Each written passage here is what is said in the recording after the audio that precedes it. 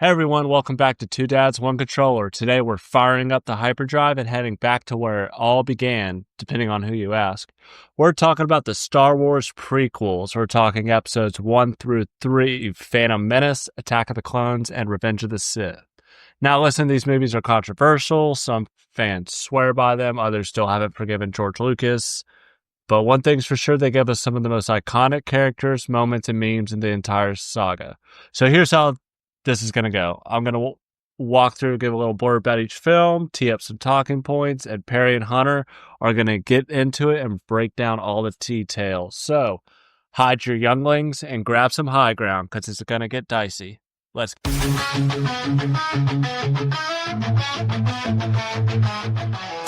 dads playing late in the night. Video games, shine neon lights. Controlling world, saving the day. Superheroes come out to play.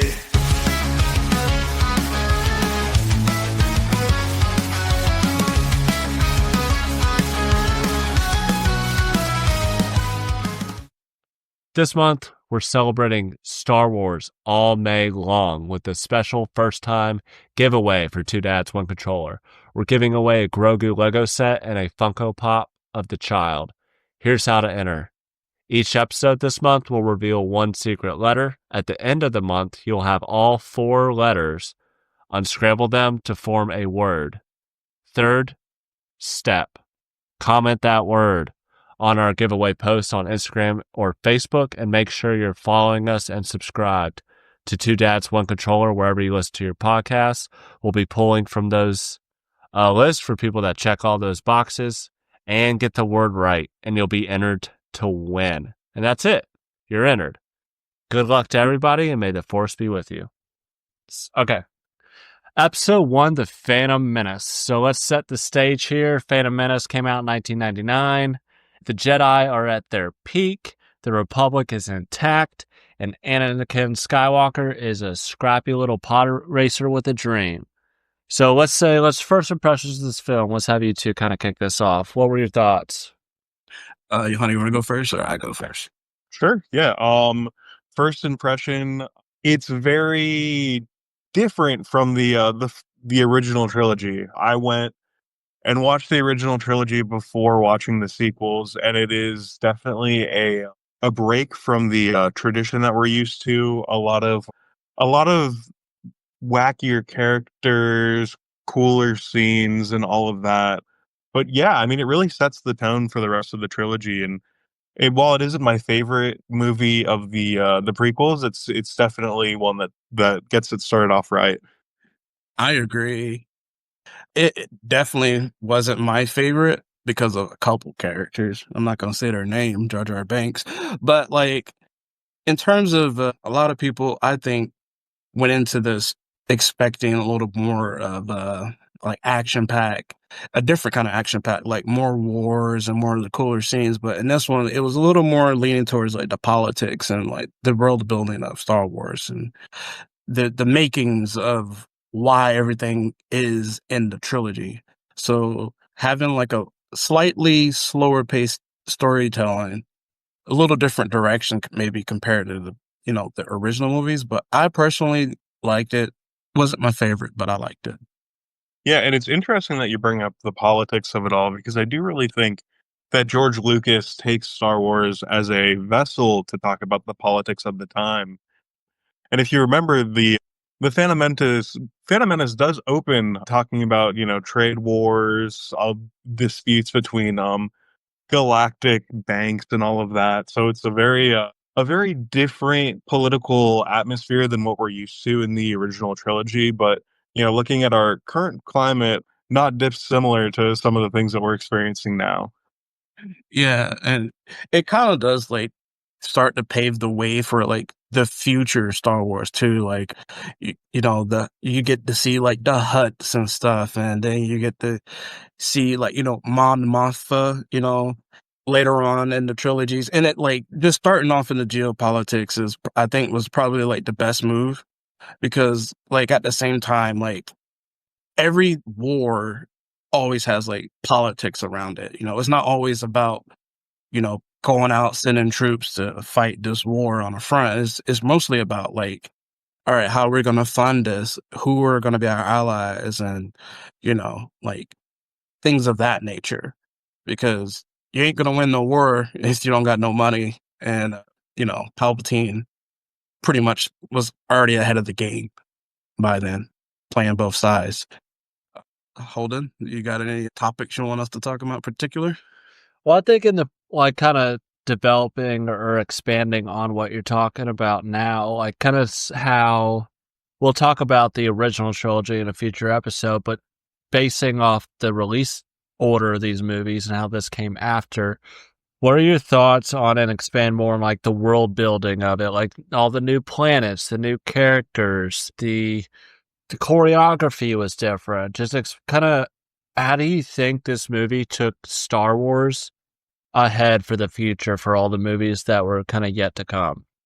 Well, I think it took more of a grounded sci-fi project and really expanded it and made it something that was more whimsical and fun. I was a young child when the prequels came out, and just really being able to go from a very like straightforward sci-fi of the original trilogy to just like this fun world with all these cool silly creatures and these expansive planets with huge geographies and these sensational lightsaber fights. As somebody who wasn't a original trilogy purist, because I grew up watching the original trilogy and the prequels around the same time, I thought it was great. I thought it was like I said earlier, it was just a really fun movie that really set the tone for the rest of the trilogy. yeah, like sometimes I think when we talk about the original trilogies and then you start talking about episode one, people kind of have like this nostalgia for like, oh, the trilogies was perfect, which is far from the case. I think episode one took a perfect risk. Not like a risk to the point to where it's like it's so distracting and it's like, what am I watching? But a risk is in terms of like it makes you not to say care for the characters more, but it makes it feel like this is a real world. Like every world has this weird, crazy, people, and the original Star Wars never really like portrayed like, all right, there's normal people that live within this world. Like whenever you go to Tatooine for the first time, like it literally looks like, I don't know, maybe like Miami out on a 5 o'clock or 4 o'clock afternoon. It's just chaos, people doing this, people doing that. You got shady deals being made, you got all sort whatever you can think of, it was going down on Tatooine. Like not even talking about the huts or anything that's also on Tatooine, but just like normal people. And I think that was like a good a good start for me, was just having just normalcy to it in a way. Well, then it took like let's say for this movie, right? It takes us where Star Wars hadn't been before in the sense of we're exploring new species, new planets, underwater worlds, and I mean to be able to accomplish that in I think what is it 1999 when this came out is like it's still pushed the envelope for effects and for makeup, and I mean I know they've remastered it time and time again, but this whole prequel trilogy is to show Anakin from, a young age all the way to adulthood and to his prime and to see that transition. What are your thoughts on kind of Qui-Gon Jinn as a character and kind of the lessons he was trying to impart on Obi-Wan, and to get into the prophecy of the chosen one that he was supposed to bring balance to the force, right? And a lot of people think that the crossroads with that was whether who his master was going to be. So if Obi-Wan had died fighting Darth Maul versus Qui-Gon Jinn, so if Qui-Gon had taken on Anakin as an apprentice or as a Padawan, what are your thoughts on all of that? Well, I think if so, I'll start off with just talking about Qui-Gon as a character first. I think Qui-Gon was a great like entry character, a character to kind of like represent what a Jedi is. He's almost the perfect Jedi in a way. He's balanced. He doesn't make too much rash decisions, but at the same time, he's not like completely so what's the word I'm looking for? So righteously blind. He knew taking Anakin was a risk, but he wasn't so righteously blind to just be like, no, screw that. But there could be part of the argument where, like, if maybe if Qui-Gon did listen to Yoda, because they kind of warned him about Anakin being a little susceptible to the dark side because he's so young and everything. Maybe in the alternate universe, maybe if Qui-Gon wasn't so quick to rush Anakin to be a Jedi, it might be a different ending. But that's like, that's what is debate. But I think Qui-Gon as a character, he's like the perfect embodiment of what the ideal Jedi is supposed to be. I'm gonna actually play a little bit of devil's advocate here. In the movie, I do think that Qui-Gon is perfect for what the Jedi need at the moment, but he is a little bit of a zealot, I would That's say. true. Yeah, that is true. He's very ingrained in the prophecies and his visions and all of that, and it kind of leads him astray in his thinking, even when there are some outside forces saying that, you know, there is this prophecy of Anakin being the chosen one, or at least there being a chosen one, but it kind of brings up the question of, can you manipulate a prophecy to your advantage, or are you doomed to have a prophecy happen no matter what? And I mean, he doesn't really get to deal with the repercussions of training Anakin, but the repercussions of training Anakin, as we all know, are quite severe. And I think that it's worth mentioning, like Qui-Gon Jinn, his master at this point in time has not left the Jedi Order, or has started to leave the Jedi Order. I don't I, know if it's explicitly I, said in episode 1, but I think it it, was. I think he did leave around that time. I think he was yeah, gone. yeah. But I mean, having a master who has left the Jedi Order, questioning his place in the Jedi Order and trying to like grasp at old old traditions and old prophecies kind of leads to the unraveling of the Jedi Order later in the movies. So I do think that he is a great Jedi for the time, but I do think that he is somewhat blinded by tradition. And it's kind of a turning point for the Jedi at this point, right? Where they were monks, essentially, for lack of a better word. They were peacemakers of their time. And this is the start of the transition to warriors, right? Like generals. And like and it gets expanded, right? By the end of the second movie. But with this, let's take a separate beat and just talk about one scene as a whole for what it did for effects, for action, pod racing. What were y'all's thoughts on that scene, and how do you think that pushed the envelope for such a well shot and edited scene for a movie at that time? Man, I think Potter Racing is the most 10 out of 10 scene of all time. And I'm not even like being biased here.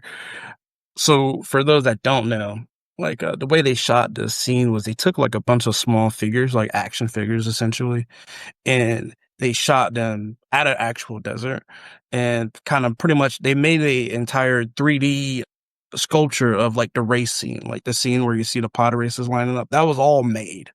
So the like the foundation's there, but then you add on actually driving on like a little thing and like, showing these little 3D models going. Like if you take something that's like, I don't know, like the size of my hand and you get on the car and then you like just film my hand going 30, it looks like it's going like 100 whenever you like zoom in and you do all of the effects.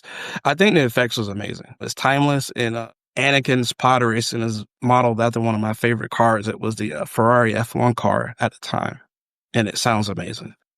I think this showed like there's like so many innovative ways to film without using CGI, because at the time, I think around this time, CGI was really starting to kind of make some movies not look super hot, but they did a great job in my opinion. Yeah, it's very timeless, I would say. And I think Star Wars has always done a great job of mixing modern technology and classic filmmaking, like you said, with the miniatures. But that scene really, I would say, is the turning point of the movie for me. The flow of the movie at the start is admittedly a little chunky, a little clunky, but then by the time you get to the pod racing scene, I feel like the movie really starts to pick up as a whole.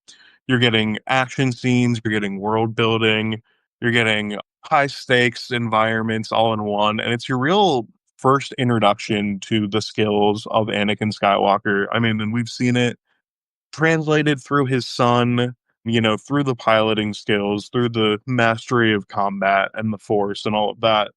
But we really only know Darth Vader as this all powerful being. We don't really get to see that ramp up into his skill set. So this is the first real look at, how Anakin has all of these skills and how he's not quite a master of anything, but a jack of all trades, even at a very small age.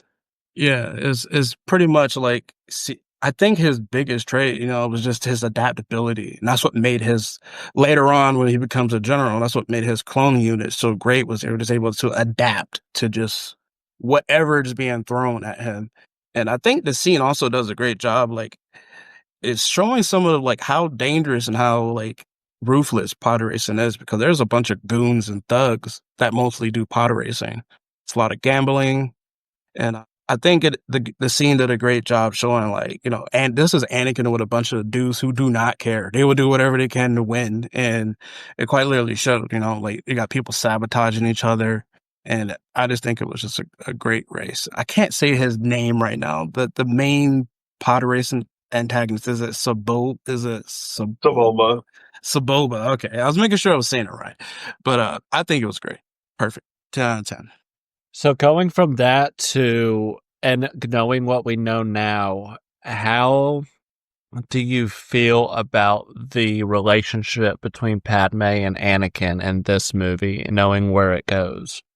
It's weird. I mean, it's a little weird because it goes from a little boy finding after a teenage girl to it's a little weird.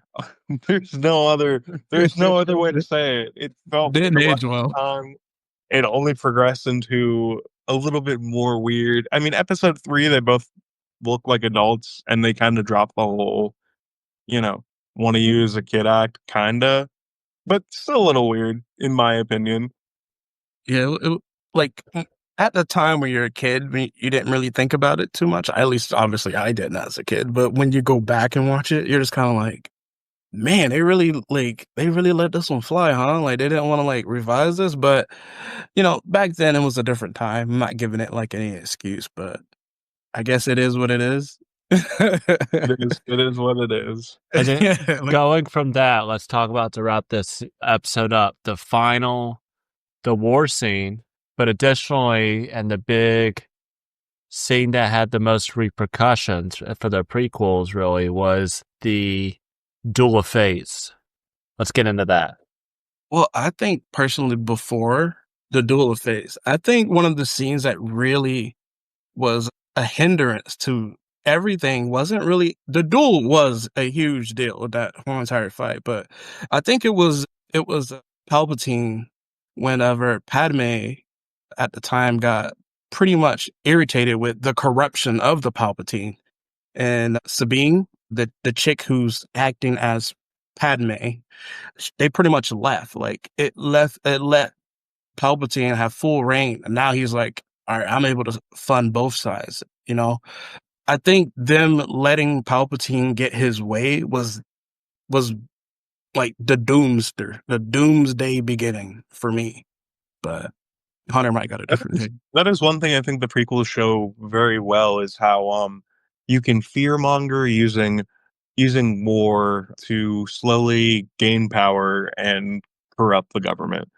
Yeah. Not talked about enough, but I mean the 3 movie arc of General or of Palpatine going from this no-name senator from Naboo to an authoritative dictator, when you think about it, is pretty crazy, and it Okay. happens pretty seamlessly without much friction. So that is something that I think that they show very well, and again is another example of George Lucas using Star Wars as a vessel for a commentary on politics.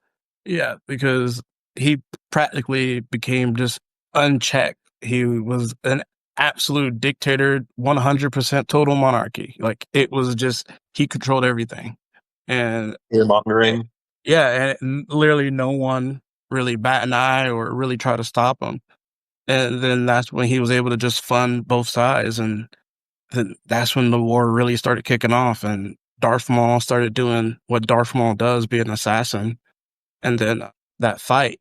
Yeah, let's Uh, talk about Darth Maul and start with the introduction of Darth Maul. And as equal of a character in the movie, the double saber reveal. yeah, That was sick. I can't use a better word for it, but I mean just having that second saber, because I mean, correct me if I'm wrong, but the first encounter, he just he's only igniting that one side of the saber. So I'm like, here's this guy with a huge lightsaber hilt fighting in the middle of the desert. And then you don't get the second saber until the Duel of the Fates, standing in front of the hangar doors. You get the one, wait for it, you get the two. That was an insane reveal. I didn't even at that point of my Star Wars fandom didn't even know that was an option. yeah, But I mean, symbolically, him igniting that second saber really kicks this movie up into its final or fifth gear, I guess. But the second that he ignites his lightsabers for that final battle is one of the most enjoyable sequences in Star Wars that I personally think is available for the fans. And I think that showcased the shift in choreography from the original trilogy, which I feel like was more traditional, not as flashy, to this full acrobatic, fast paced fighting style that we love from the prequel. Probably the best thing to come out of the prequels was the fight choreography for the lightsaber battles, in my opinion. I think yeah, that and the space battles, they did a really great job with a lot of fun new camera angles showcasing that. But going back to what you were saying about the fight choreography for the lightsabers, yeah, it was a real far cry from the almost almost kind of baseball batty fighting that we had in the original trilogy. But all the flips and the moves and all of that, just a real treat to watch. yeah. The original trilogy, it was like it felt like it wasn't really a fight. It was more of like a mind game. Like they're just pretty much mind gaming each other the entire time, talking as they do this weird, like you said, baseball batting fight. I'm a huge aviation guy, but so whenever I saw hear the N1 starfighters take off, I absolutely lost it. I was like, oh my god, like this is dope. If you had a keen eye, you did wonder like why Darth Maul had such a huge hilt on his lightsaber, and you probably didn't think much of it. He was probably like, oh, that's just maybe it's just the way he likes it. But then when he does his second reveal, it was kind of like, all right, it's game on. Like this dude is serious, and you're just excited, and but at the same time you're nervous because you don't know what's gonna happen because you got this essentially assassin of a character, a Sith, fighting, and you don't want to die, but you just have the feeling because of just the way the fight was pacing. And anytime you see a fight and there's no music, like it's something bad is about to happen. I loved it. Like I think the final fight and Darth Maul's reveal was just it was perfect, honestly. And we know that So movie ends with Qui-Gon dies. Funeral is the very last scene of the movie, and we pan down and see Anakin is officially Obi-Wan's Padawan. So, moving on to episode 2, Attack of the Clones, or as I like to call it, the most accidentally meme-worthy movie in the franchise. Here's where the Jedi start slipping. The clones show up, and we get our first real look at war on the horizon. So, kind of the first topic I want to throw your way, and how do we feel about the love story? Let's just get this out of the way. The love story between Anakin and Padme that goes on throughout this movie. Because I remember going to this movie and walking out like Padme, because so I didn't know the name Natalie Portman at the time, but I was like, yeah, Padme is a baddie. She is hot. I But think it's human. Like, there's like, sometimes it's hard to watch and it's a little cringeworthy listening to Skywalker at the time. But when you think about his age, the position he's in, the stakes, that almost literally not a lot of people are in the same position as Anakin at his age. And, it can make sense to sound the way he does. Like, you know, you're literally fighting for the safety of the galaxy, let's just say that, for the safety of the galaxy, and you're not able to, like, because the Jedi way, you're not supposed to be having this love relationship, and you know these are the moments where maybe having Qui-Gon would have probably helped Anakin. And he has, oh god, Jesus, Obi-Wan, and Obi-Wan is, he's just became a teacher, so it's hard on Obi-Wan as well.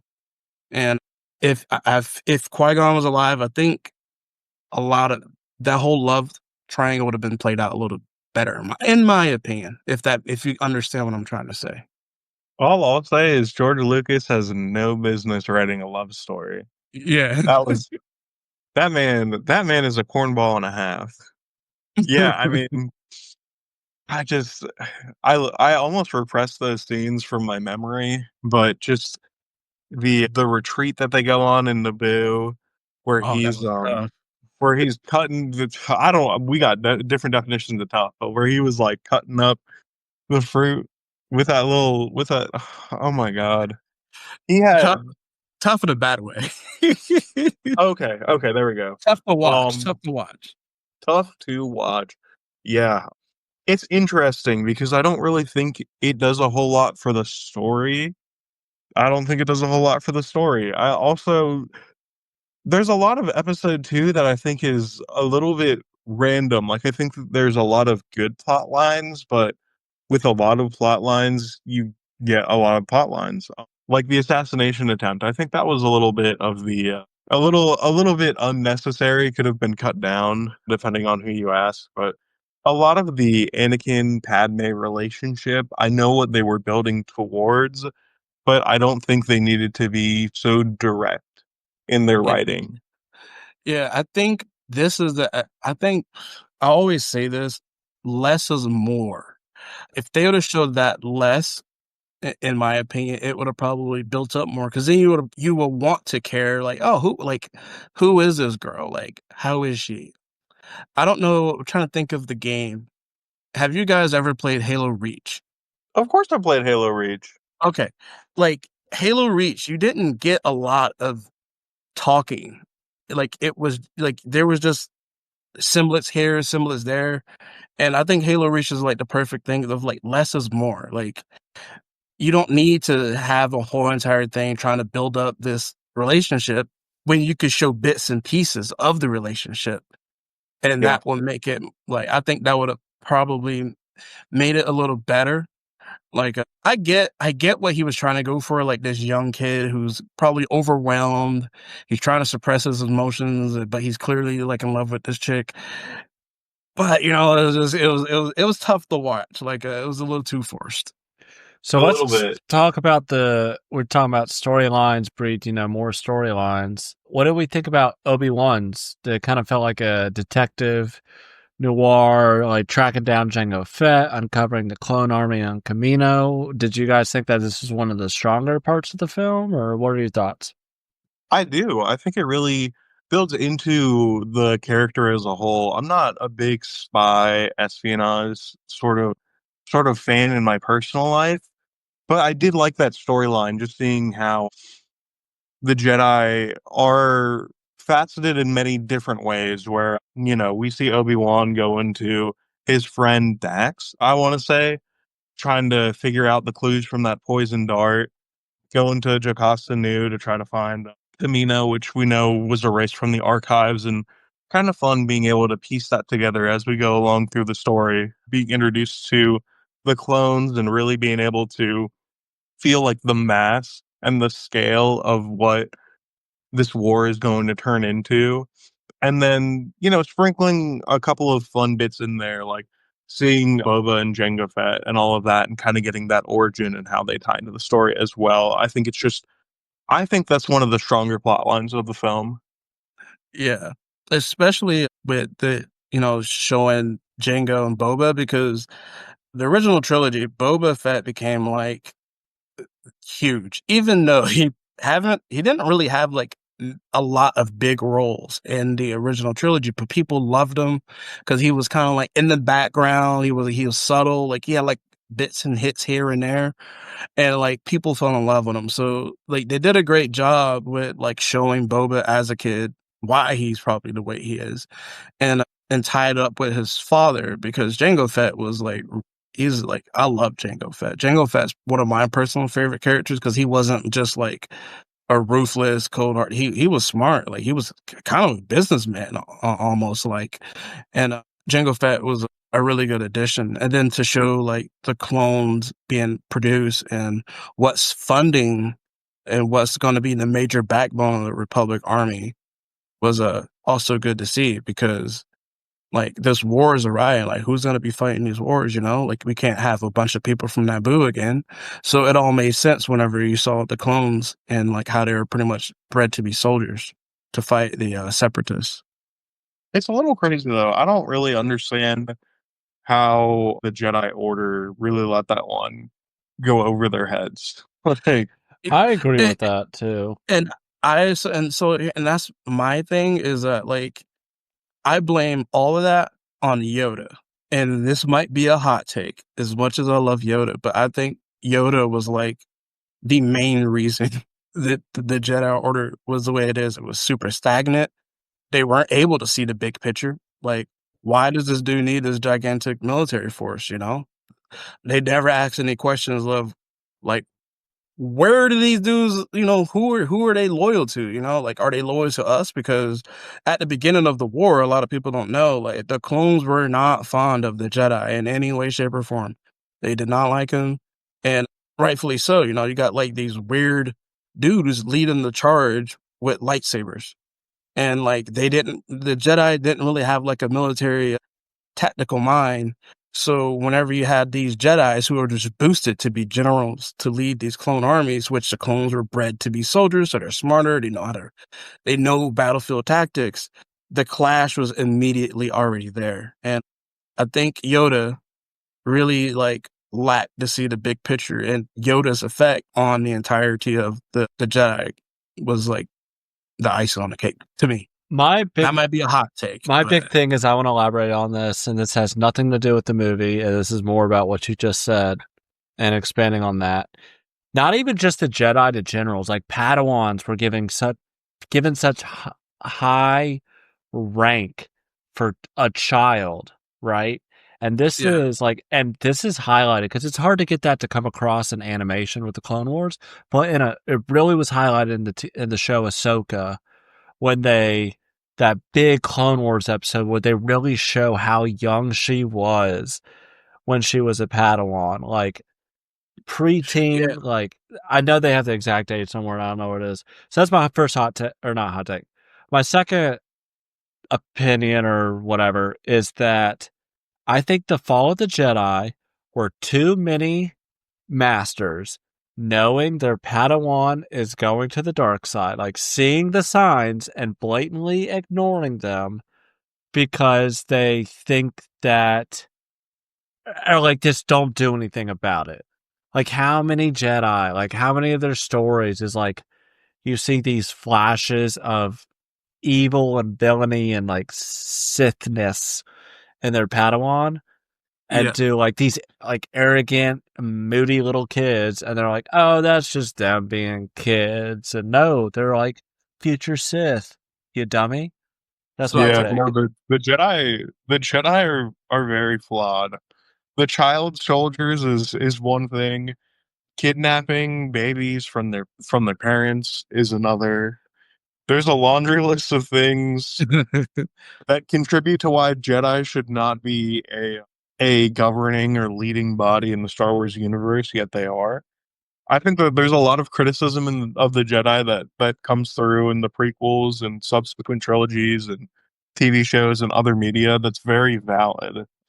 just kind of scratching the surface of that. And even going back to the whole Yoda kind of caused a collapse of the Star Wars world argument, super valid.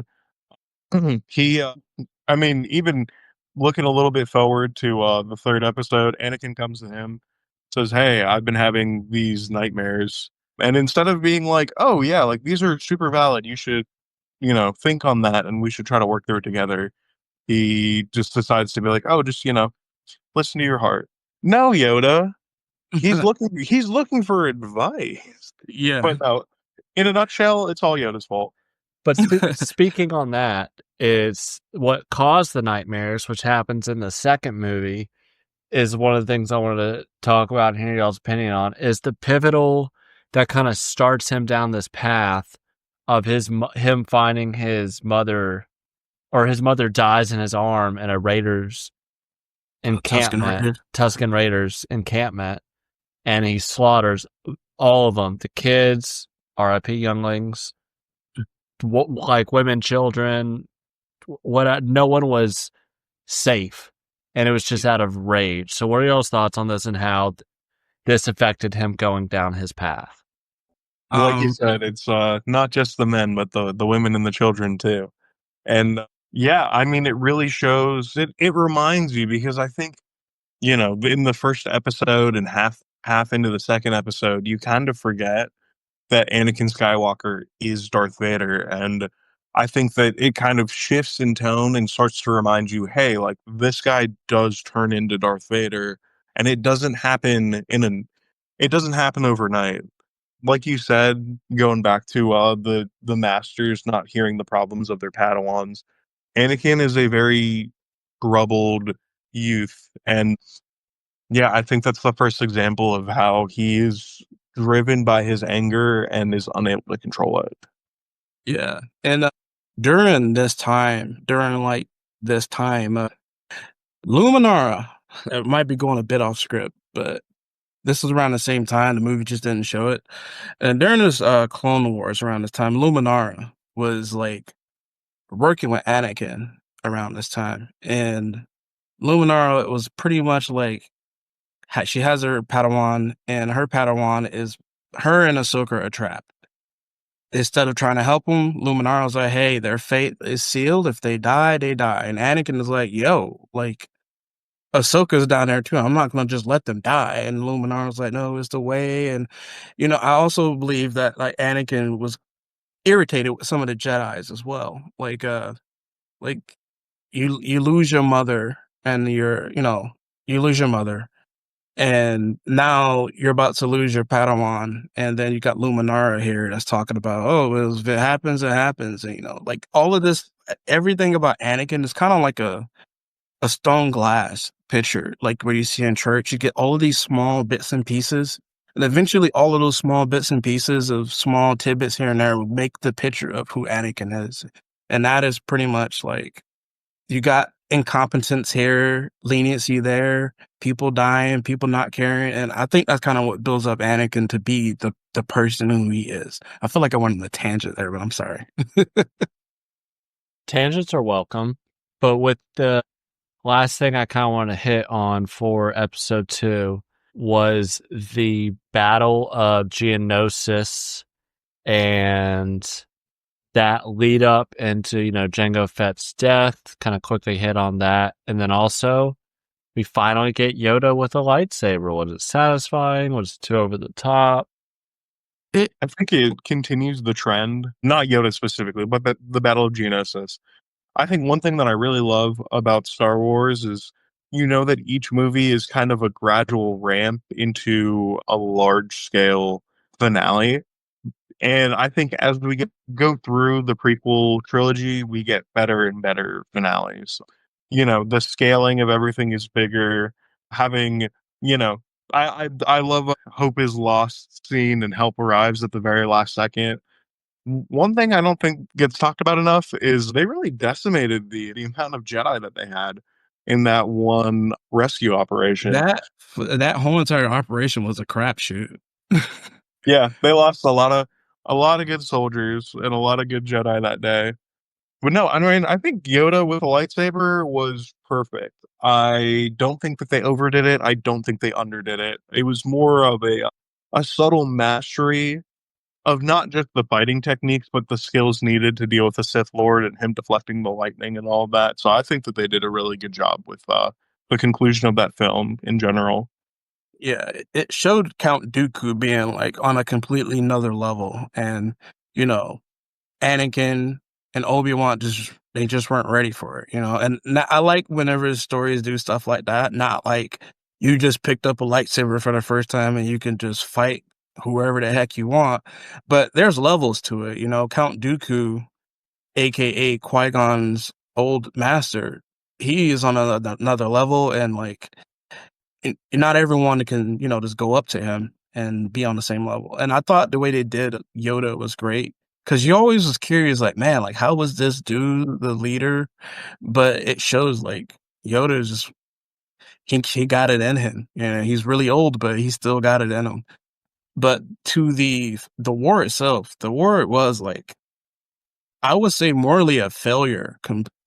They lost a lot of like clones. They lost like a good fraction of their Jedi force. And at the time, this was a little like from a comics, but at the time they had clone commandos that mostly specialize in like sabotage missions, small scale, stuff.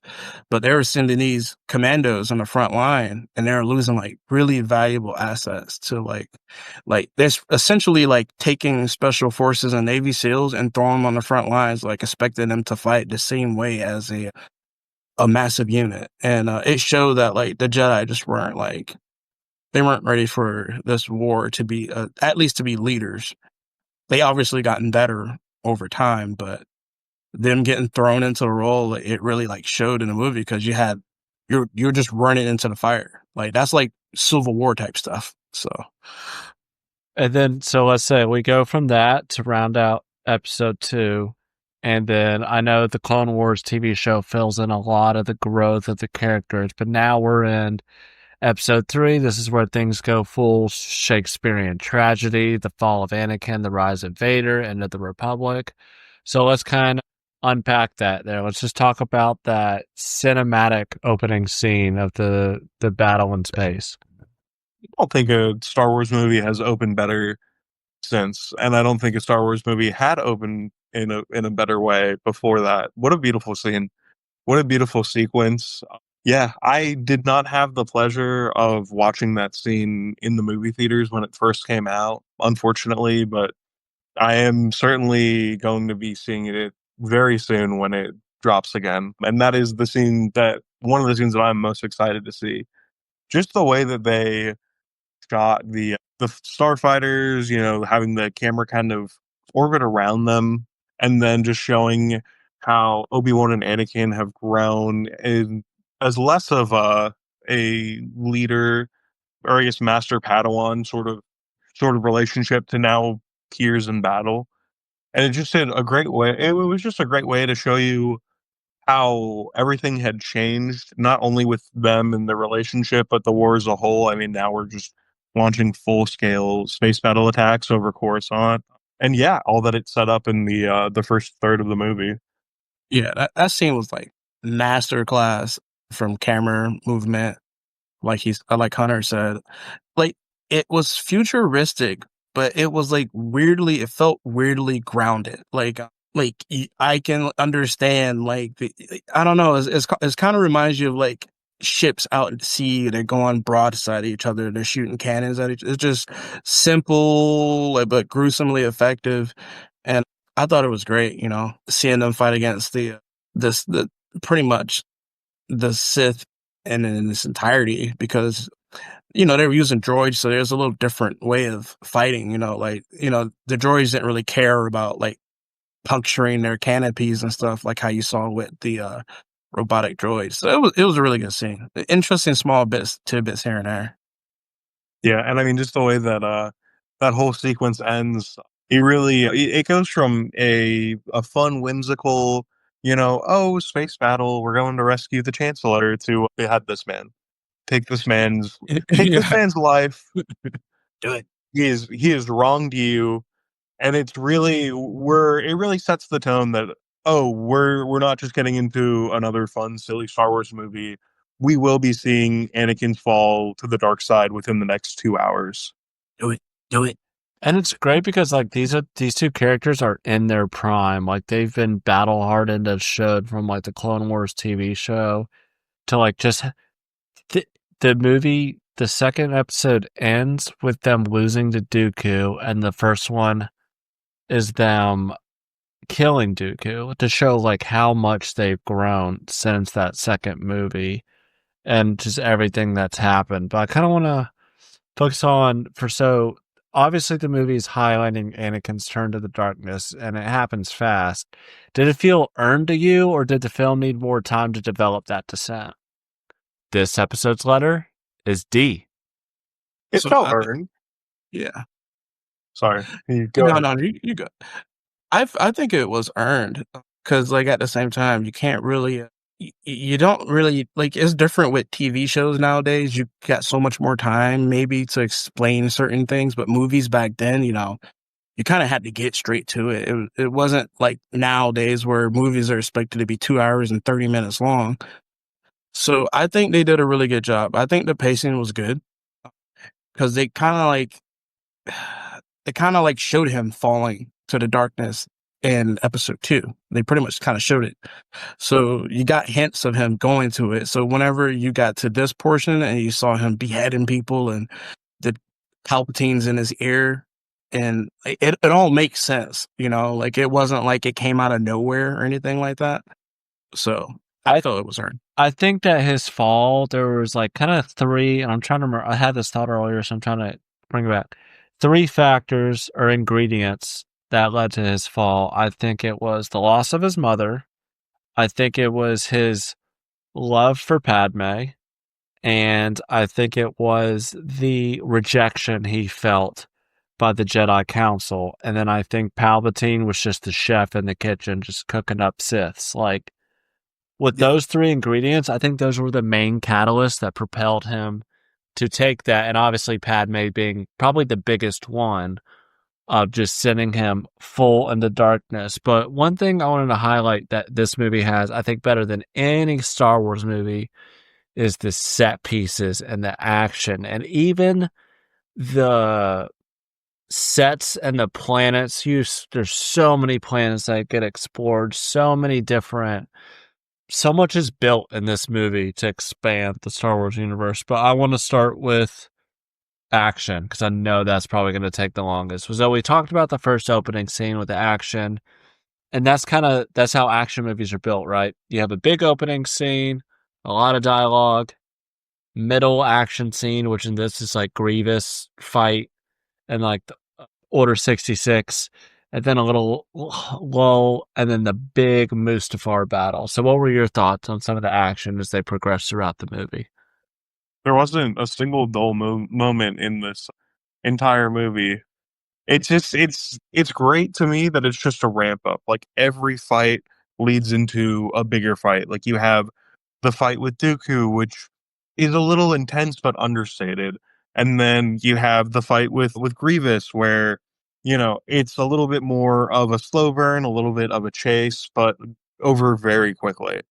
So you're kind of giving the fans a little and then taking it away, giving them a little and then taking it away, and then you finally get to Mustafar, and it's just what 10-15 minute fight scene. It feels like just giving the fans every last drop of what we've been asking for I guess the last couple of movies. But the fight sequences and the choreography is beautiful. I think that there's a lot of storytelling that goes into the battle on Mustafar in their fighting as well, especially looking at all of the mirrored tactics that go into that fight, just kind of showing how that it is the student and the master, and that whole dynamic, and how they show that through the fighting, just being able to there's no hit that lands.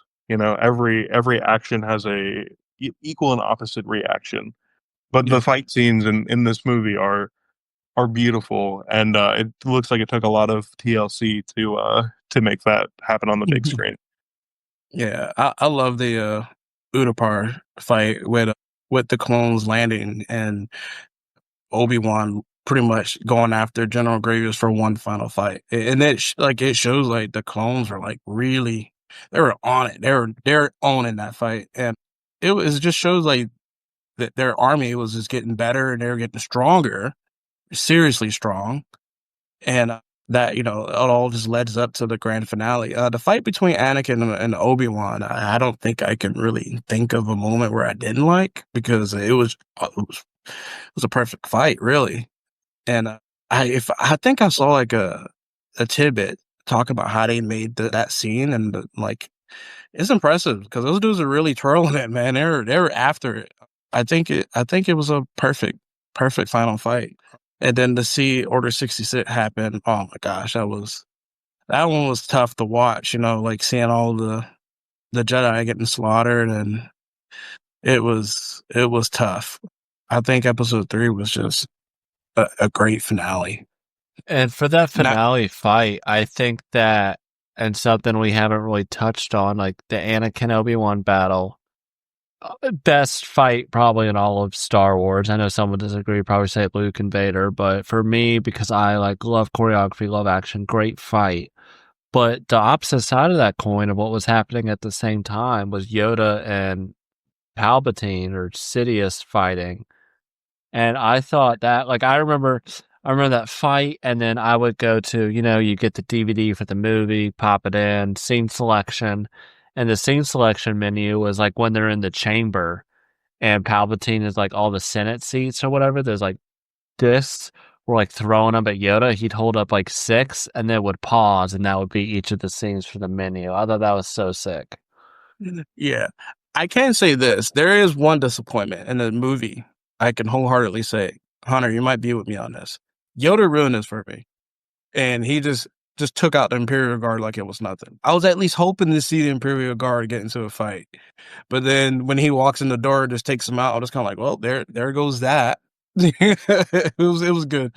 But the fight between Yoda and Sith was just, sheesh. And then going up the kind of like the pedestal, kind of showing where Sith was made as they're fighting, like him going up as I don't know, that scene was really symbolic in my opinion. It just showed like he just went up from a no one to a Sith Lord and had a control of everything. And I thought that was interesting to see that fight happen where, Palpatine was ultimately created. Yeah, I will say I do disagree on Yoda not fighting those guards. I think Star Wars subtly does a really good job of power scaling. I think those guys were there to show you, I agree. this is Yeah. the leader of the Jedi. I don't truly mean like Yeah. Yeah, but no, I definitely think that those guys were there just to be like, oh, Yoda is strong, and just setting the scene. I think if anything, I was disappointed in Mace Windu in this I was movie. gonna say the same thing. That was the most What an awesome disappointing. character. What a disappointing way to die. You're telling me this man, one of the most powerful Jedi masters of his time, just gets thrown out of a window like he's a booger? I mean, come on now. So that's the thing with we talk about power scaling, right? He went in there with 5 Jedi Masters. 5. Yeah. And Sidious, one hit, what, 3 of them? And then the other 2 survived maybe 3 hits altogether. And it's not like he's fast or anything. They could have done that better. I think that could have been drawn out more, that fight. Yeah. And it could have been amazing. Yeah, I think it could have been amazing. I also think that there's a method and a reason as to why it wasn't drawn out, because it is Palpatine's grand reveal as the Sith, because you kind of know during the entirety of the prequel trilogy that he is who he is, but they don't say it in so many words. But then he's finally revealed as the Sith master, and I mean, these Jedi are Jedi Masters, but outside of Obi-Wan Kenobi and Yoda and Anakin, no one had fought a Sith Lord in 1,000 years.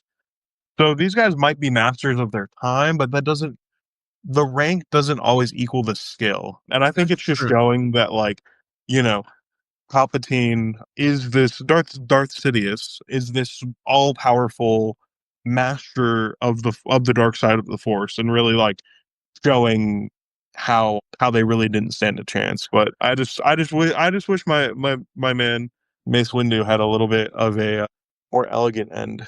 Yeah, I don't know, like, I felt like, you know, I get what you're saying because it is very, very true with like, there's levels to it, and just because you're a master doesn't necessarily mean you're truly a master or you're like but I think, like, they coulda done more with Kit's Fisto and Mace Windu because those 2, they went in there those 2 were literally the only 2 that really like, Kit's more he actually fought, what's his name?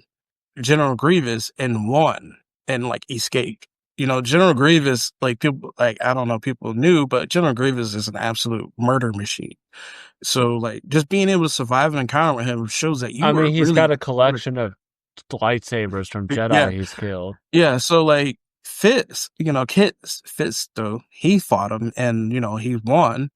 And then he goes in with Mace Windu too. Like, I'm not saying that, you know, Kit should go in there and start whooping butt, but I think him and especially Mace Windu sh- should have been able to held out for more than 5 seconds, you know? But Yeah, no, I know I said what I said, but I don't fully disagree with you. But I can see both sides. yeah, no, absolutely. And the Absolutely. last thing I wanted to talk about for this movie was, of course, the fallout and Padme's death, the twins, and it was the beginning of the end. Do you think this film stuck the landing and bridging to the original trilogy? I think they stuck the landing, but it was a little wobbly in midair, if that makes sense. They could have killed off Padme a little bit differently. I don't think that there's a single Star Wars fan that thinks the whole, you know, dying of a broken heart or whatever was very dignified.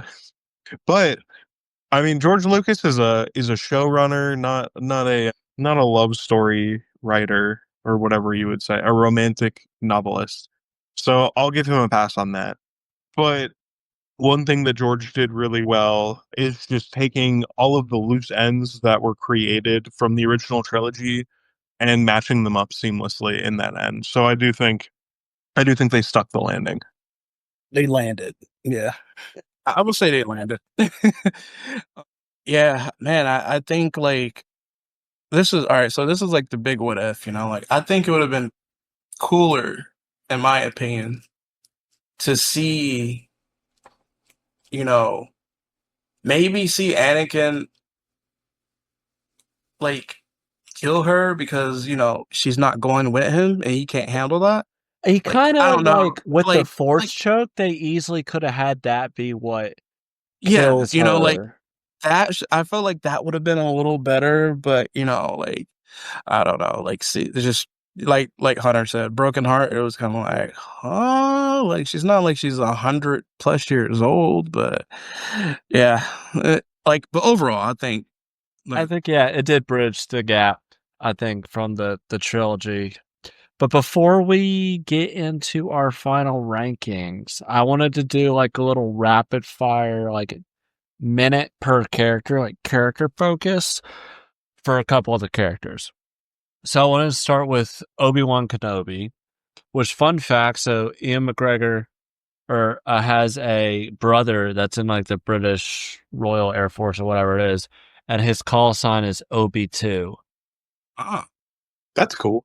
Take yeah, I that didn't know take that to the bank. Anyway, so Obi-Wan that. Kenobi, arguably, would you say like he's the anchor to this trilogy? And then how would you rate his evolution, which I think is very underrated? His evolution from student to mentor.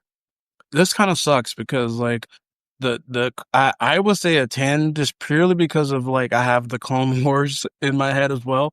But without the Clone Wars, if there wasn't any Clone Wars and it was just these 3 movies, I would give it like a 7 or an 8. I think an 8 is pretty valid. He you get to see him grow because I mean, he is the Jedi that we knew from the original trilogy. He's like the model Jedi for us, just in the way that the story's framed. And I think it's really great to show him from a student questioning his master, not really having a full grasp of what he's doing, to like the inquisitive Jedi spy, almost trying to uncover the secrets of this large army that's been procured, to this really commanding Jedi master who kind of saves the world from Darth Vader, kind of makes Darth Vader. But it's a great arc, and almost a fall from grace, I would say. But yeah, an 8. All right, so for next character, Anakin Skywalker, did the films do enough to show his internal struggle, or do you think the Clone Wars series did more of the heavy lifting? The Clone Wars series did a heck of the heavy lifting, in my opinion. But I still think I feel like a cop out for giving Anakin a 8 as well. But like, I don't know, that one's a little harder for me. I would say Anakin, I would give him an 8. Like, you see his struggles throughout the movies, and you see his, him growing in a way. Like the first episode, all right, yeah, that was a bit tough in some ways, and the second episode as well, with his love life, was a little tough to watch.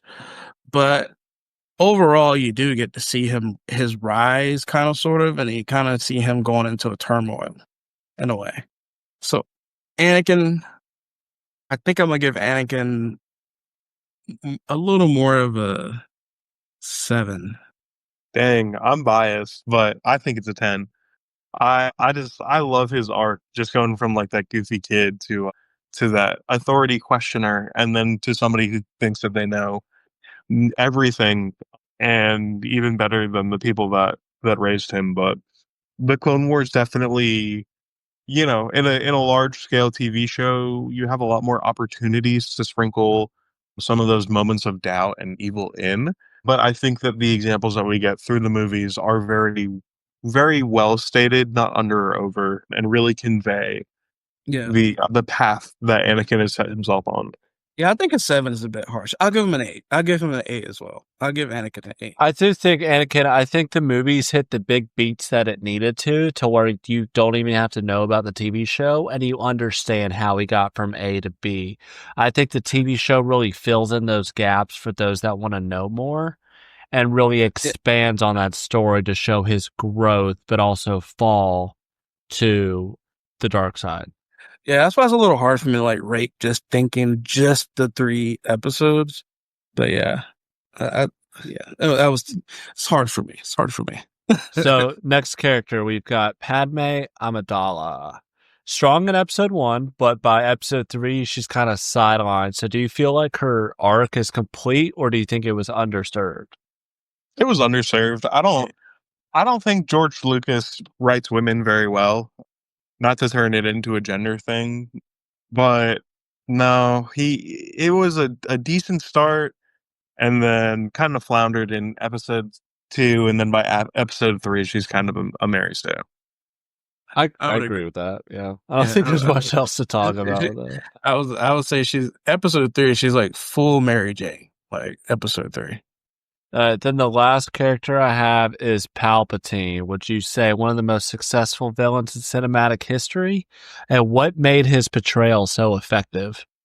I think you said one of the most what villains in cinematic history? Successful. I mean, yeah, the definition of success, he had a vision that spanned long before he was even a Sith, that he executed flawlessly. But yeah, I think it was a little underwhelming. I think that's because a lot of his victory came in like a geopolitical sense. But I mean, he sought out what he wanted to do and he did it well. It was just a little bit boring from an audience perspective.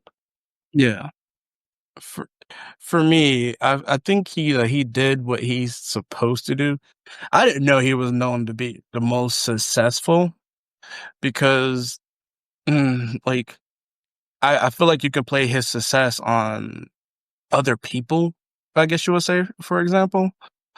I don't know. Like, I think he's great though. Like, in terms of what he served for the story, he served that, and he did it quite well. He was more of like a manipulator when you think about it.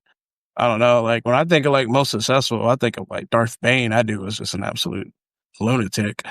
But yeah, I think he was great. Yeah, but no, I think manipulator is a good way to put it. He's a master manipulator, and if you ever read the novelization, any of the prequel episodes or the not canon, what's the other word? The legends. Yeah. Darth Plagueis book. It really shows how he was recruited to the Sith for his mastery of his silver tongue and his evil thoughts. But but yeah, I mean, he's a great villain, but I think that he's great because of a lot of boring things. That's fair. So before we get into the final rankings, I want to talk about like the prequel renaissance real quick and talk about legacy. So for years, the prequels were the punchline, right? But now people are revisiting them with a lot more love. So kind of why is that? And that kind of here's what I'm throwing out there for that. Do you think it was nostalgia? Do you think the Clone Wars series elevated the material? How big of a role did like meme culture play in the resurgence? And in hindsight, were the prequels always better than we gave them credit for? Or had the sequel trilogy's own missteps made fans reappreciate the Lucas era? So I'll start with my perspective, just because again, I grew up with the prequels and the OG trilogy, watching them at the same time.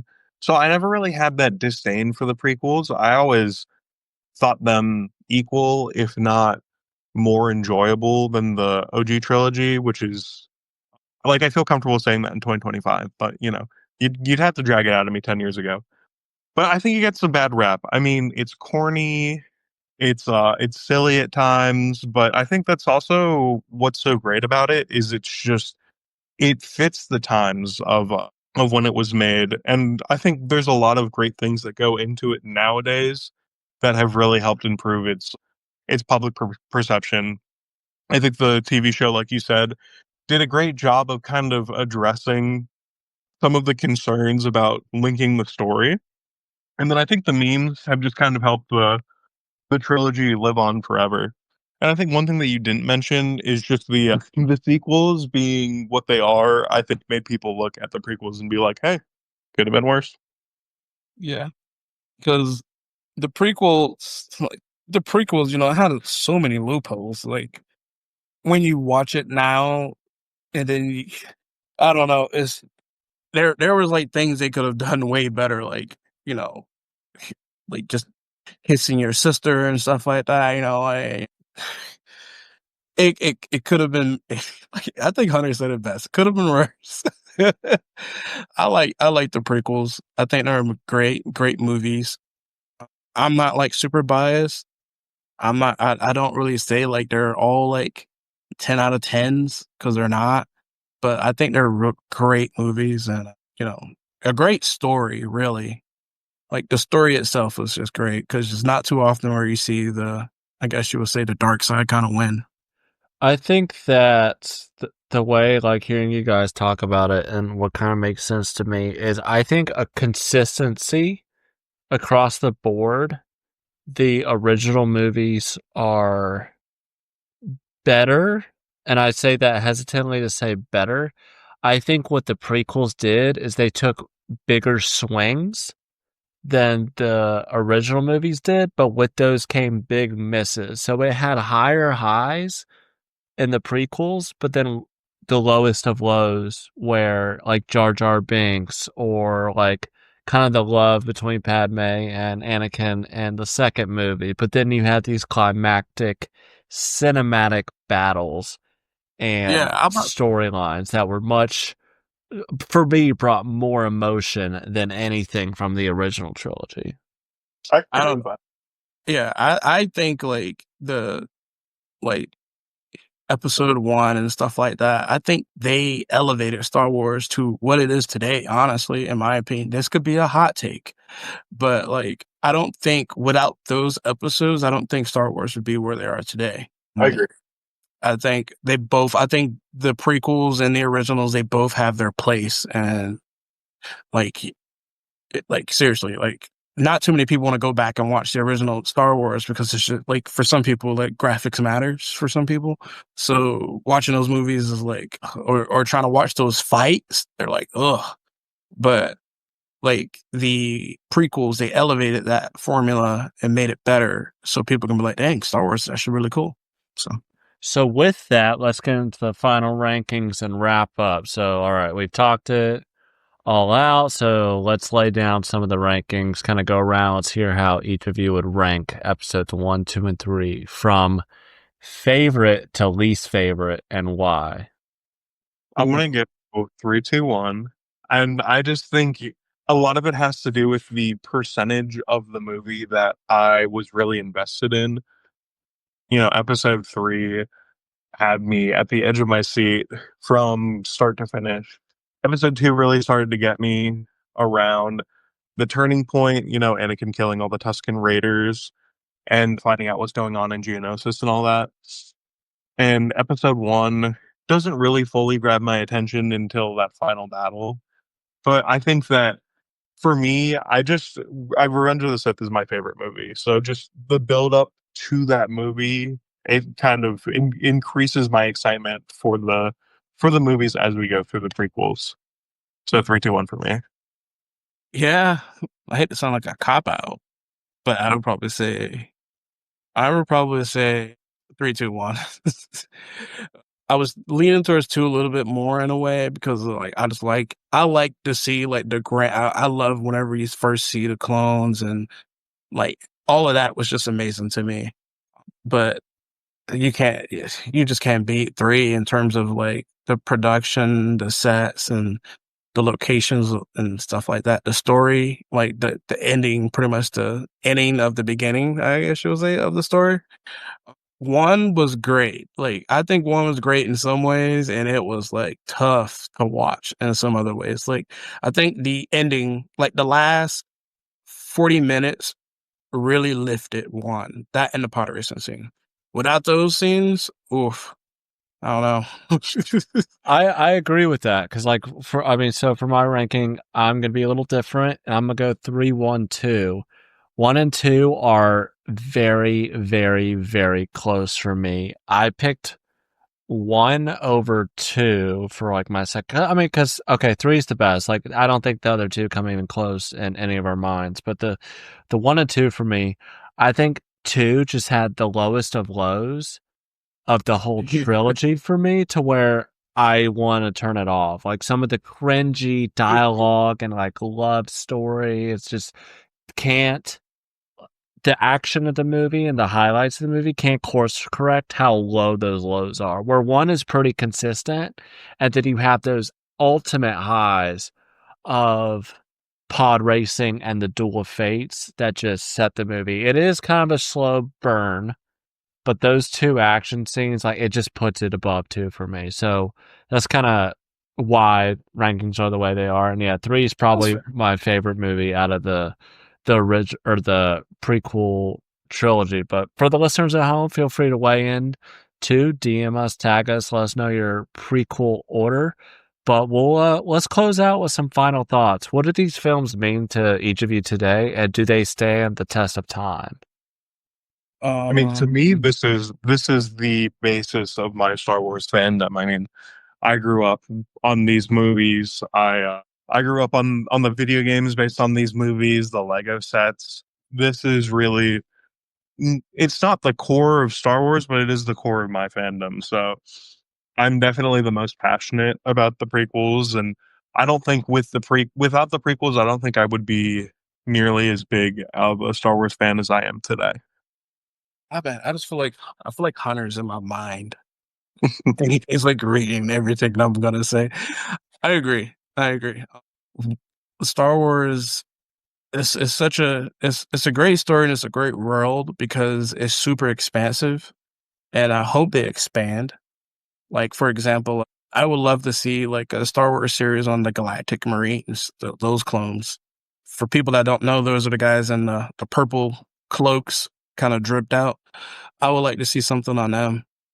I love Star Wars. Like, Star Wars is awesome in a lot of ways, and I think it it influences a lot of things that we probably don't realize that they influence. But I think Star Wars it's just great, and it has its lows. But what series don't have the lows? It's hard to hit and not have any misses. I think Star Wars just had such a profound impact on my life, from like a school trip to Disney World, and got the cops called to our hotel room because me and my friends had our faces painted like Darth Maul, and we're beating the crap out of each other with lightsabers, like making too much noise and all this stuff. To the third movie comes out, and Carpool Lane in elementary school, we'd have like little fake lightsaber battles with imaginary lightsabers while we waited for cars to pull up. And that's just like minor things. And I'm sure for a lot of people, it had a profound effect on what they look for in a movie in general, just based off kind of the cornerstones that these movies and Star Wars as a whole has built. But that's our look back at the Star Wars prequels, 3 movies that sparked debate, birthed memes, and gave us some of the saga's most unforgettable moments. There's no denying that these films left a mark. Even with the lows of lows, the highs were some of the highest amongst Star Wars as a whole. So if you enjoyed this episode, do us a solid, share it with a fellow Star Wars fan, drop a review or tag us with your own prequel hot takes. We want to hear your rankings, your favorite scenes, and yes, even maybe your best Obi-Wan impression. It would always keep us entertained. Next time, we're going to head into the original trilogy and break those down for you. So thanks for listening. May the Force be with you. And remember,